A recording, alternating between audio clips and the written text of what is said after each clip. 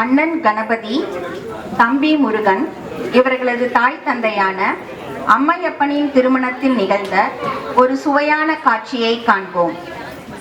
மீனாட்சி திருக்கல்யாணம் முடிந்து திருமணத்திற்கு வந்திருந்த தேவர்கள், முனிவர்கள், ரிஷிகள், சிவகணங்கள் ஏனைய அனைவரும் சிவபெருமானின் அற்புத நடனத்தை கண்டு அதிலேயே லயித்து விட்டனர்.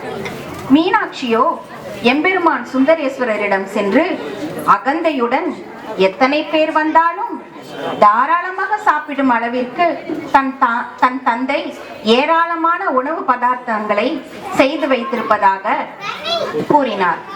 அனைவரையும் உணவருந்த பணிக்குமாறும் வேண்டினார். உடனே அவர் குண்டோதரனுக்கு வடவை தீயை உண்டாக்கி முதலில் எம் கொடியை தாங்கி வரும் இவ்வொருவனுக்கு உணவளித்து பின்னர் மற்றவர்களுக்கு பரிமாறலாம் என்று கூறினார். குண்டோதரனோ பசி தாழாமல் அங்கிருந்த உணவு வகைகள் அனைத்தையும் ஒரு நொடியில் உண்டுவிட்டு தாகம் மேலிட தண்ணீர் தண்ணீர் என்று அலைந்தான். அங்குள்ள ஆறுகள், கிணறுகள், ஏரிகள் எல்லாவற்றிலும் உள்ள நீரையெல்லாம் குடித்துவிட்டு பின்பும் தண்ணீர் தாகம் அடங்காமல் சிவபெருமானிடம் சென்று முறையிட அவர் ஒரு இடத்தில் கையை வைக்குமாறு கூறினார். அவர் கை வைத்த இடமே பின்னர் வைகையாக மாறியது. இப்பொழுது அந்நிகழ்ச்சியை நமது மாணவிகள் உங்களுக்கு செய்து காண்பிக்க இருக்கிறார்கள்.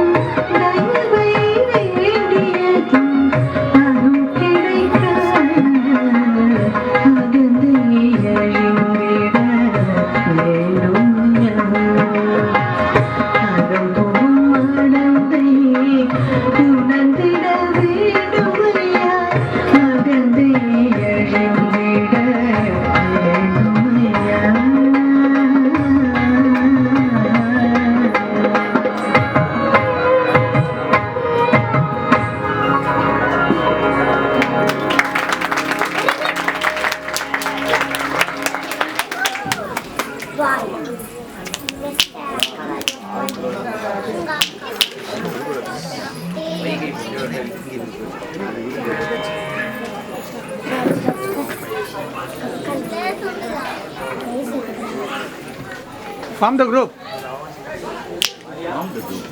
Hey.